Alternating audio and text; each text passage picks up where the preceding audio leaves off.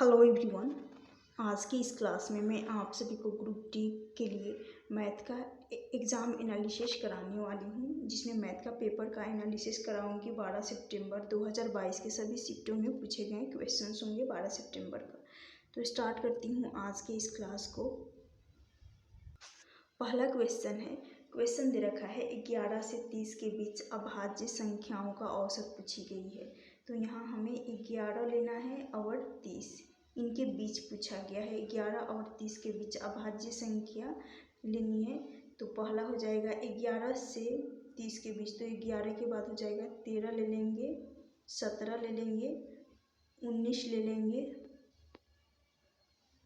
23 ले लेंगे, 29 ले लेंगे। तो कितने अभाज्य संख्या है? 13, 17, 19, 23 और 29। इनका औसत पूछा गया है। तो एवरेज होता है, एवरेज बराबर होता है सम अपॉन नंबर, यानी संख्याओं का सम अपॉन नंबर किया जाता है, संख्याओं का योग बटा संख्या। तो यहाँ पर 1, 2, 3, 4, 5 संख्या है, हमें एवरेज निकालनी है। तो एवरेज बराबर बटा में हो जाएगा 5। अब यहाँ पर 13, 17, 19, 23, 29 इन सभी का सम कर लेंगे। तो इन सभी का सम निकल कर आ जाएगा यहाँ से 9 और 3 ये हो जाएगा 12। फिर यहाँ इन सभी का सम कर लेंगे, सम करेंगे तो ये हो रहा है 101 हो रहा है। 5 का भाग लगा देंगे 101 में, तो 2 20 आ जाएगा यहाँ पर 2। इस क्वेश्चन का राइट आंसर हो जाएगा 20.2। तो ये क्वेश्चन पूछा गया है और ये सभी शिफ्टों में पूछे जा रहे हैं। ये भी इम्पॉर्टेंट क्वेश्चन है। चलती हूँ नेक्स्ट क्वेश्चन। नेक्स्ट क्वेश्चन है, क्वेश्चन दे रखा है 0.3 के ऊपर बार है को PYQ के टर्म में लिखना है, PYQ के टर्म में लिखना है। तो यहाँ ये जब भी किसी संख्या के ऊपर बार होता है तो इसको लिखा जाता है 3। बार हटाएंगे तो बटा में आ जाएगा 9। तो 3/9 इसका सिंपल फ्रैक्शन यानी साधारण भिन्न 1/3 आ जाएगा। तो 1/3 इस क्वेश्चन का राइट आंसर हो जाएगा। चलती हूँ नेक्स्ट क्वेश्चन। नेक्स्ट क्वेश्चन है, क्वेश्चन दे रखा है एक व्यक्ति एक कार को 2.5 यानी 2.5 लाख में खरीदता है और 30,000 मरम्मत पर खर्च करता है। 2.5 लाख में खरीदा और 2.5 लाख में खरीदा और उस कार की मरम्मत पर 30,000 रुपये खर्च कर दी। यदि वह कार 3.5 लाख में बेचता है तो उसका लाभ प्रतिशत पूछी गई है। तो यहाँ कॉस्ट प्राइस उसका लागत मूल्य जो कि है 2.5 लाख और इसमें मरम्मत भी ऐड हो जाता है। तो जैसा कि दे रखा है 30,000, इन सभी को ऐड कर लेंगे। तो यहाँ से ऐड करने पर ये हो रहा है 2.8 यानी 2.8 आ जाएगा, या इसको बोल सकते हैं 2,80,000 हो जाएगा। इन 2.5 का और 30,000 का सम करने पर, क्योंकि लागत मूल्य यानी कॉस्ट प्राइस के साथ साथ मरम्मत भी ऐड हो जाता है और बेचा जा रहा है 3.5 यानी 3,35,000 में बेचा जा रहा है। तो अब ये हो गया कॉस्ट प्राइस, ये हो गया कॉस्ट प्राइस। तो यहाँ से कॉस्ट प्राइस और सेलिंग प्राइस लिख लेंगे। कॉस्ट प्राइस जो कि 2,80,000 है और सेलिंग प्राइस है 3,50,000 सेलिंग प्राइस है। इन दोनों का डिफरेंस लेंगे क्योंकि हमें निकालना है लाभ प्रतिशत। तो सेलिंग प्राइस में से कॉस्ट प्राइस को माइनस कर लेंगे। सेलिंग प्राइस जो कि अधिक है तो इस केस में प्रॉफिट हो जाएगा। तो यहाँ से निकल कर आ जाएगा 7 यानी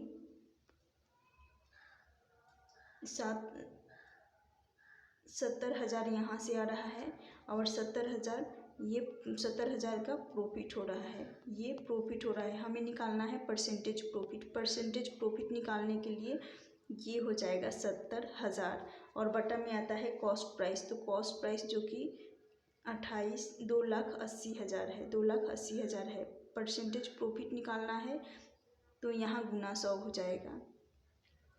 7 चौक 28 4 बार में चला जाएगा, 4 बार में चला जाएगा तो उसको 4 से काटेंगे 100 को, तो ये 25 चौका 100 यानी 25% का प्रॉफिट हो जाएगा, 25% का प्रॉफिट हो जाएगा। उम्मीद करती हूँ क्वेश्चन समझ में आ गया होगा। ये क्वेश्चन पूछा गया था। तो यहाँ कॉस्ट प्राइस और मरम्मत दोनों ऐड करने के बाद ये 2,80,000 आ गया। जब 2,80,000 आ गया, ये 2,80,000 जो कि क्रय मूल्य ही है, क्रय मूल्य ही है।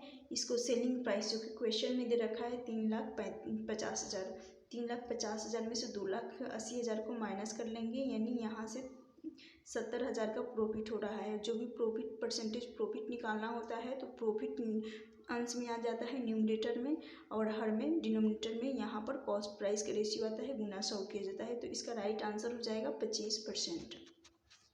चलती हूँ नेक्स्ट क्वेश्चन। नेक्स्ट क्वेश्चन है, क्वेश्चन दे रखा है दो ट्रेन की लंबाई 90 मीटर और चौड़ाई 160।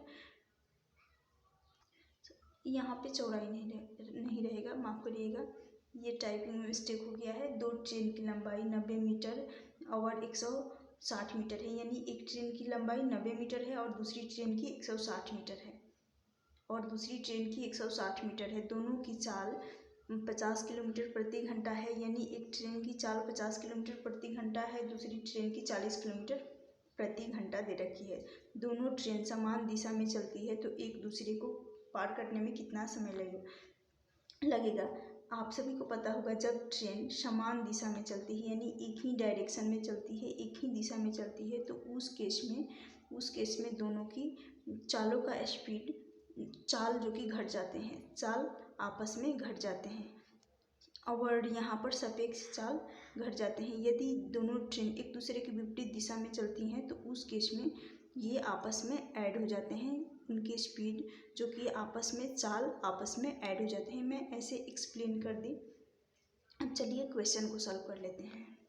क्वेश्चन जो कि डिस्टेंस है, दूरी है 90, पहली ट्रेन की 90 है और दूसरी ट्रेन की, और यहाँ पर ट्रेन की दूरी हमेशा, डिस्टेंस जो होती है वो हमेशा ऐड होती है, तो जुड़ जाती है। तो यहाँ 90 प्लस कर लेंगे 160, ये तो दूरी हो गई, और ये दूरी हो गई, और बटा में यहाँ पर आ जाएगा हमें तो टाइम चाहिए, तो टाइम बराबर हो जाएगा दूरी बटा चाल। चाल जो कि पहली ट्रेन है 50 है और दूसरी ट्रेन 40 है। और मैं बताई हूँ जो कंसेप्ट, जब ट्रेन एक ही दिशा में जाती है तो दोनों की चाल आपस में घट जाती है। तो 50 माइनस 40 कर लेंगे, 50 माइनस 40 कर लेंगे, तो यहाँ से आ जाएगा ये 50 माइनस 40, ये किलोमीटर प्रति घंटा में है, ये किलोमीटर प्रति घंटा में है। तो अब इसको हमें मीटर प्रति सेकंड में बदलना होगा, क्योंकि ये जो कि मीटर प्रति सेकंड में ये दे रखा है दूरी। तो यहाँ से आ जाएगा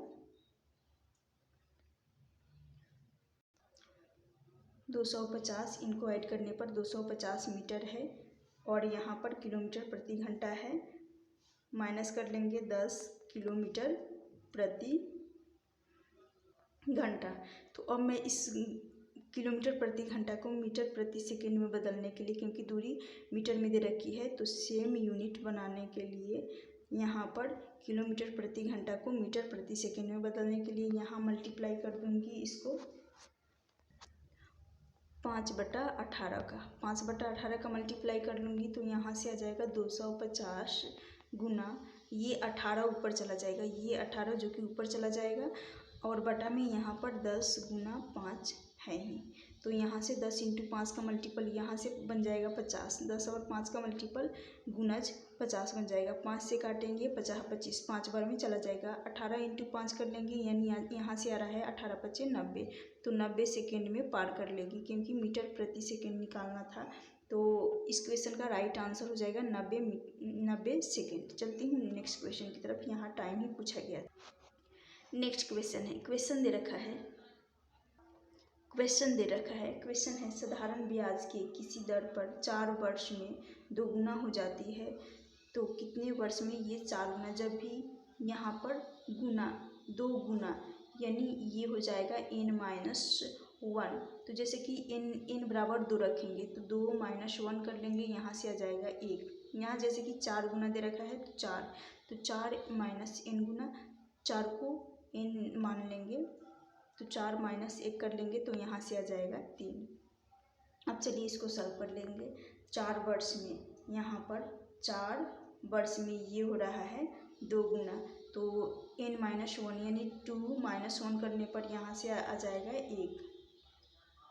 फिर बटा में यहाँ पर कितने समय में, और बटा में यहाँ पर आ जाएगा 4 गुना, तो यहाँ पर आ जाएगा 4 माइनस 1 कर लेंगे 3।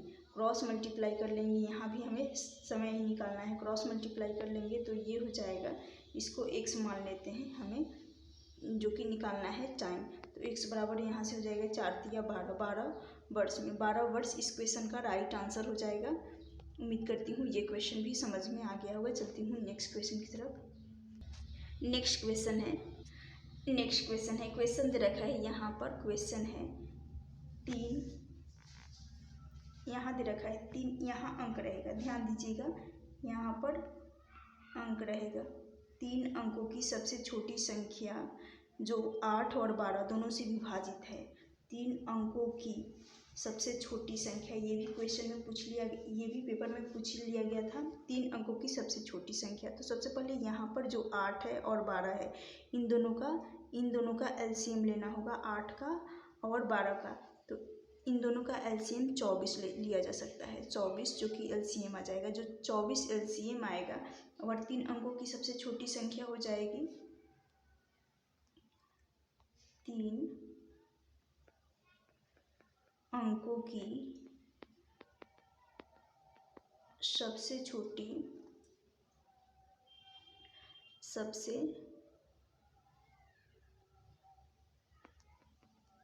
छोटी संख्या जो कि 100 हो जाएगा। 100 सबसे छोटी संख्या 100 हो जाएगी, और एलसीएम जो कि 24 आया है, तो मैं डायरेक्टली यहाँ पर 24 का भाग लगा दूंगी 100 में। 100 में 24 का भाग लगाऊंगी तो 100 बटा कर लूँगी, जैसे कि यहाँ 100 बटा 4, 100 बटा 24, सॉरी 24, तो 24 चौका 96, यहाँ पर 4 बार में ये जा रहा है, फिर भी शेष बच रहा है, तो यानी यहाँ पर 5वां मल्टीपल हो जाएगा 3 अंकों की सबसे छोटी संख्या। यानी यदि 24 का 5वां मल्टीपल ले लेंगे तो 24 इंटू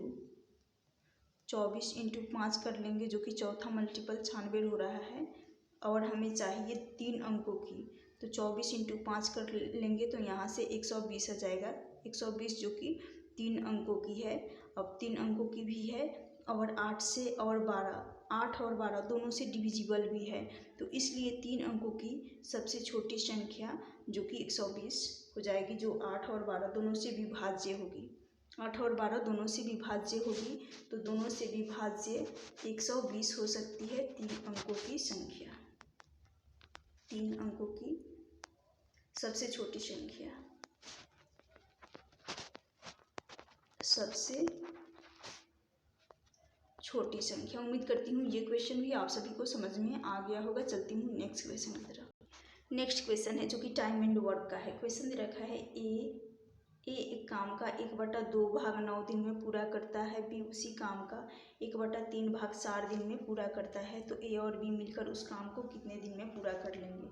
यानी ए एक काम का 1/2 भाग कर रहा है 9 दिन में, तो यहाँ से 9 से काटेंगे, यहाँ आ जाएगा 9 दूनी 18, ए बराबर यहाँ से आ जाएगा 18 दिन, फिर 18 डेज। फिर यहाँ पर बी कार्य को कर रहा है 1/3 भाग को 4 दिन में, तो यहाँ से आ जाएगा 4 तिया 12, यानी 12 डेज। बी का आ गया 12 डेज। तो अब चलिए सॉल्व कर लेते हैं। ए किसी काम को 18 डेज में और बी कर लेगा यहाँ पर 12 दिन में। इन दोनों का एलसीएम जो कि 36 ले लेंगे। 36 18 से 2 बार में चला जाएगा और 12 से 3 बार में, तो कहा गया है ए और बी दोनों मिलकर, तो ए और बी दोनों का सम कर लेंगे 5 आ जाएगा। और ये 36 है, पॉइंट नहीं है, तो इस 36 में ये होता है टोटल वर्क। इस टोटल वर्क 36 में 5 का भाग लगा देंगे, क्योंकि दोनों मिलकर 5 दिन में यहाँ पर 36 यूनिट काम कर लेंगे। तो यहाँ से आ जाएगा 7 × 5 = 35, यहाँ से आने वाला है 7 × 5 = 35 और 5 दूनी 10, तो 7.2 इस क्वेश्चन का राइट आंसर हो जाएगा। उम्मीद करती हूँ ये क्वेश्चन भी समझ में आ गया होगा। चलती हूँ नेक्स्ट क्वेश्चन। नेक्स्ट क्वेश्चन है, क्वेश्चन दे रखा है 6 सेंटीमीटर त्रिज्या वाले गोले का आयतन ज्ञात करिए। तो गोले का आयतन होता है, गोले का आयतन बराबर होता है 4/3 पाई r³ यहाँ रेडियस जो कि त्रिज्या जो कि दे रखी है ये r है, त्रिज्या दे रखी है 6 सेंटीमीटर। तो 4/3 गुना 4/3 यहाँ पर पाई ज्यों का त्यों रहने देती हूँ, और r का क्यूब कर यानी 6 का क्यूब कर लूँगी, तो 6 का क्यूब हो जाएगा 216 को मैं काटूँगी यहाँ पर 3 से काटूँगी, तो 7 × 3 = 21, 3 दूनी 6 72 आ रहा है। तो यहाँ से 72 × 4 कर लेंगे, 4 दूनी 8 और 7 चौक 28, यानी 88 पाई बचा यहाँ पर पाई। तो 88 पाई इस क्वेश्चन का राइट आंसर हो जाएगा। उम्मीद करती हूँ ये क्वेश्चन भी समझ में आ गया होगा। यदि टोटल सरफेस एरिया की बात की जाए तो यहाँ पर हो जाता 4 पाई r²। चलती हूँ नेक्स्ट क्वेश्चन की तरफ। तो यहाँ पर आयतन पूछा गया था जो कि 88 पाई निकल कर आ जाएगा। नेक्स्ट क्वेश्चन है जो कि क्वाड्रेटिक का है। क्वेश्चन दे रखा है x² माइनस है 10x माइनस 24 के मूल्य ज्ञात करनी है। तो सबसे पहले जब ही क्वाड्रेटिक का क्वेश्चन सॉल्व कर लेते हैं तो यहाँ चेक करना होता है x का कोफिशिएंट कुछ भी है, यदि कुछ नहीं है तो यहाँ 1 मान लेंगे, वही 1 यहाँ मल्टीप्लाई हो जाता है। तो 24 एकम 24, तो 1 ही 24 ही आ रहा है। तो अब यहाँ पर जो कांस्टेंट पार्ट रहता है इस 24 का फैक्टर कर लेते हैं। जो भी फैक्टर कर लेंगे इस डिपेंड करेगा इस वाले साइन पे। यदि ये साइन यहाँ पर घटाव, ये डिफरेंस का साइन है, तो जो फैक्टर आएगा इस कांस्टेंट पार्ट का, वो दोनों फैक्टर का अंतर 10 के बराबर होना चाहिए। यदि यहाँ प्लस का साइन रहता तो दोनों फैक्टर को जोड़कर 10 आना चाहिए, लेकिन यहाँ पर दोनों फैक्टर को घटाकर माइनस का साइन है, यहाँ पर माइनस का साइन है, तो दोनों फैक्टर्स को घटाकर 10 आना चाहिए। 10 आना चाहिए घटाने के बाद। तो मैं 24 का 2 यहाँ पर फैक्टर ले लेंगे, 6 ले लूँगी, 6 और ये साइन 6 और 4 लूँगी, तो 6 और 4 लूँगी, लेकिन डिपेंड करेगा इस साइन पे, यानी ये माइनस का साइन है तो यहाँ पर इसका अपोजिट साइन लेना होता है, यहाँ पर अपोजिट साइन लेना होता है। तो यहाँ ले लेंगे, यहाँ पर प्लस हो जाएगा, और यहाँ जो साइन है यहाँ माइनस का साइन रहता है, दोनों साइन यहाँ जो आता है डिफरेंस आता है।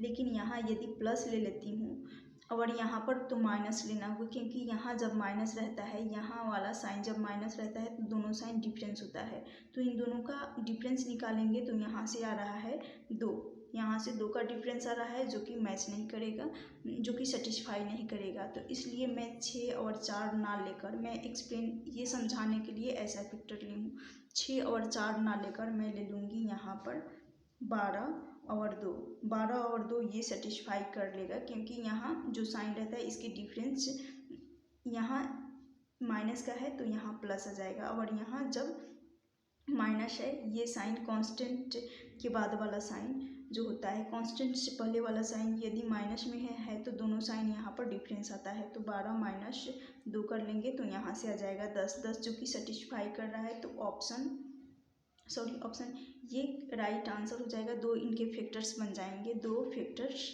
बन जाएंगे, एक तो 12 और दूसरा 2। चलती हूँ नेक्स्ट क्वेश्चन। नेक्स्ट क्वेश्चन है क्वाड्रेटिक का एक क्वेश्चन और भी है। क्वेश्चन दे रखा है x² माइनस x माइनस 6 के मूल्य ज्ञात करें। तो जैसा कि यहाँ कुछ भी नहीं था तो x का कॉफिशिएंट 1 मानी और इसमें मल्टीप्लाई कर लूँगी तो 6 एकम 6 ही रहने वाला है। तो चलिए इनका कोई ज़रूरत नहीं है कांस्टेंट का मल्टीप्लाई करने का। तो यहाँ पर हो जाएगा 6 को तोड़ूंगी, यहाँ माइनस का साइन है तो जो भी फैक्टर्स आएंगे इनका, और यहाँ कुछ भी नहीं है तो 1 मान लेंगे। जब 1 मानेंगे तो 6 का फैक्टर एक ऐसा फैक्टर करेंगे कि जो जिनके बीच से 1 का डिफरेंस हो, तो 3 ले लेंगे और 2 ले लेंगे। 3 और 2 6 का फैक्टर्स आ जाएगा। लेकिन डिपेंड करेगा इस साइन पे, यदि ये माइनस का साइन है तो इसका अपोजिट साइन यहाँ प्लस का साइन रहेगा, और यहाँ पर माइनस का साइन है तो दोनों साइन डिफरेंस हो जाएगा, यानी अलग अलग है। यहाँ प्लस ले ली हूँ तो यहाँ माइनस रहेगा, यहाँ पर माइनस आ जाएगा। तो अब यहाँ से इन दोनों का डिफरेंस चेक करेंगे तो यहाँ से डिफरेंस यहाँ से आ रहा है 1 का, तो ये 2 फैक्टर्स इनके बन जाएंगे। एक तो 2 गुणनखंड, एक तो प्लस का 3 और माइनस का 2 मूल बनेंगे। तो यही ऑप्शन में दे रखा होगा और ये इस क्वेश्चन का राइट आंसर हो जाएगा 3 और 2 मूल आ जाएंगे। नेक्स्ट क्वेश्चन है, क्वेश्चन दे रखा है ट्रिगो का क्वेश्चन है। क्वेश्चन दे रखा है tan थीटा बराबर 3/4 है। यदि tan थीटा बराबर 3/4 है, sin थीटा बराबर 1 माइनस साइन थीटा और प्लस 1 अपॉन में है 1 प्लस साइन थीटा। यानी क्वेश्चन दे रखा है tan थीटा ये बराबर है 3/4 के, और हमें निकालना है 1 माइनस साइन थीटा अपॉन में 1 प्लस साइन थीटा का मान हमें ज्ञात करनी है, यही सॉल्व करना है। तो सबसे पहले जब tan थीटा ये 3/4 है, और आप सभी को पता होगा tan थीटा ये होता है लंब अपॉन आधार। जब हमें लंब और आधार दोनों दे रखी है तो मैं यहाँ पर एक राइट एंगल समकोण त्रिभुज बना लेंगे पैथागोरस प्रमेय से, या जिनको नहीं यहाँ पर ट्रिपलेट से हो सकता है, डायरेक्टली ट्रिपलेट से ये हो सकता है। ये क्वेश्चन लंब 3 हो जाएगा, आधार 4 हो जाएगा और कर्ण 5 हो जाएगा। तो यहाँ पर ये राइट एंगल ट्रायंगल बना लिए 3, ये हो गया लंब परपेंडिकुलर, ये हो जाएगा आधार जिसको बेस भी कहा जाता है इंग्लिश में, बेस, और ये है 4। जब ये 4 है तो आप सभी को पता होगा 90 डिग्री के सामने वाली सबसे बड़ी भुजा होती है, ये हो जाएगा कर्ण यानी हाइपोटेनस। तो कर्ण जो कि हो जाएगी 5। अगर ये डायरेक्टली जिसको याद नहीं होता है, ये तो छोटी वैल्यू है, लेकिन जब बड़ी वैल्यू होती और याद नहीं होता तो उसके लिए यहाँ कर्ण निकालने के लिए किया जाता है अंडर रूट लंब का स्क्वायर प्लस किया जाता है आधार का स्क्वायर। तो यहाँ लंब जो कि दे रखा है 3 का डायरेक्टली स्क्वायर कर लूँगी 9, प्लस हो जाएगा, प्लस का साइन रहेगा, ध्यान रखिएगा, और 4 का स्क्वायर कर लेंगे 16 करेंगे, यानी 9 और 16 25 हो जाएगा। ये रूट से बाहर आ जाएगा 5, तो वही कर्ण यहाँ से निकल कर आ जाएगा 5। अब हमें यहाँ पर sine 1 minus sine upon 1 plus sine निकालनी है। तो साइन थीटा होता है साइन थीटा जो कि लंब अपॉन होता है कर्ण, लंब अपॉन कर्ण होता है। लंब जो कि है 3, कर्ण है 5, तो साइन थीटा बराबर 3/5 आ जाएगा। तो अब मैं इसमें इस इक्वेशन को हमें सॉल्व करना है, इसमें पुट कर देती हूँ। तो यहाँ से आ जाएगा 1 माइनस 3/4 जो कि साइन थीटा का मान है 3/5 अपॉन में हो जाएगा 1 प्लस, यहाँ प्लस का साइन है इसलिए प्लस लगा रही हूँ, 3/5 3/5 आ जाएगा। क्रॉस मल्टीप्लाई कर लेंगे, 5 से कम 5, 5 में से 3 जाएगा तो यहाँ से आ जाएगा 2/5। उसके बाद फिर बटा में आ जाएगा, यहाँ पर 5 से कम 5, 5 और 3, ये 5 और 3 ऐड हो जाएगा तो यहाँ से 8 आ जाएगा 5 से 5 कट जाएगा, 5 से 5 कट होने के बाद बचा 2/4, 2/4 2 से काट लेंगे 4 को, तो यहाँ से 1/2 इस क्वेश्चन का राइट आंसर हो जाएगा। तो बेहद ही सिंपल क्वेश्चन था, इस क्वेश्चन का 1/4 आंसर हो जाएगा। यहाँ 8 था, मैं 4 लिखी हूँ, यहाँ था 8 जो कि दे रखा है, यहाँ 8 है, 2/8 काटेंगे 1/4। इस क्वेश्चन का राइट आंसर हो जाएगा। चलती हूँ नेक्स्ट क्वेश्चन की तरफ। नेक्स्ट क्वेश्चन है, क्वेश्चन दे रखा है, डिस्काउंट का क्वेश्चन है। यदि कॉस्ट प्राइस 1500 है, डिस्काउंट जो कि दे रखा है 20%, प्रॉफिट 20%, तो एमपी ही हमें मार्केट प्राइस निकालनी है। तो जब भी इस टाइप का क्वेश्चन पूछा जाए, यानी क्वेश्चन में दे रखा हो कॉस्ट प्राइस और छूट दे रखा हो और प्रॉफिट भी दे रखी हो, प्रॉफिट या लॉस कुछ भी दे रखी हो, तो यहाँ पर डायरेक्टली एमपी मार्केट प्राइस निकालने का कंसेप्ट होता है। यहाँ पर आता है मार्केट प्राइस, प्रॉफिट जो कि यहाँ पर दे रखी है 20% का, मार्केट प्राइस होता है अपॉन में होता है कॉस्ट प्राइस, ये कंसेप्ट बता रही हूँ। तो यहाँ पर आ जाएगा प्रॉफिट 100 प्लस 100 प्लस यहाँ प्रॉफिट ऐड हो जाता है, 100 प्लस का प्रॉफिट, 100 प्लस यहाँ ले लेते हैं प्रॉफिट और बटा में आ जाएगा 100, यहाँ रहेगा डिस्काउंट है छूट है तो माइनस हो जाएगा डिस्काउंट, ये डिस्काउंट हो जाएगा। तो जब भी इस टाइप का क्वेश्चन पूछा जाए तो ये कंसेप्ट जरूर लगा दीजिएगा। एमपी अपॉन सीपी ये बराबर होता है 100 plus profit upon 100 minus discount.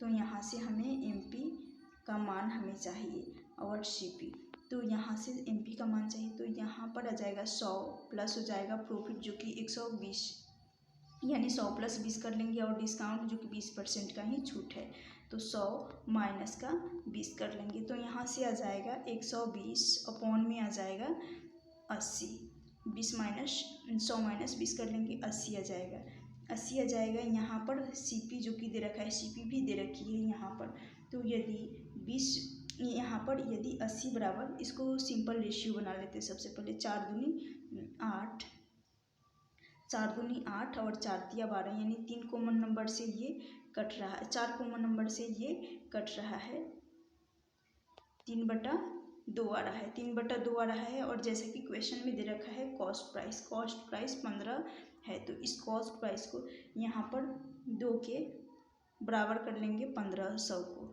1500 है तो 2 के बराबर कर लेंगे। यहाँ से आ जाएगा एक रेशियो का मान, 2 बराबर 1500 है तो एक रेशियो का मान यहाँ से आ जाएगा 7 दूनी 14, यानी 750 आ जाएगा। एक रेशियो का मान यहाँ से आ रहा है 750। जब एक रेशियो का मान 750 आ रहा है तो इसी यहाँ पर प्रॉफिट का रेशियो 3 है, इसी में मल्टीप्लाई कर लेंगे, 750 इंटू 3 कर लेंगे, तो यहाँ से मार्केट प्राइस का आ जाएगा, यहाँ से मार्केट प्राइस आ जाएगा 3 × 5 = 15 और 7 × 3 = 21 और 22, यानी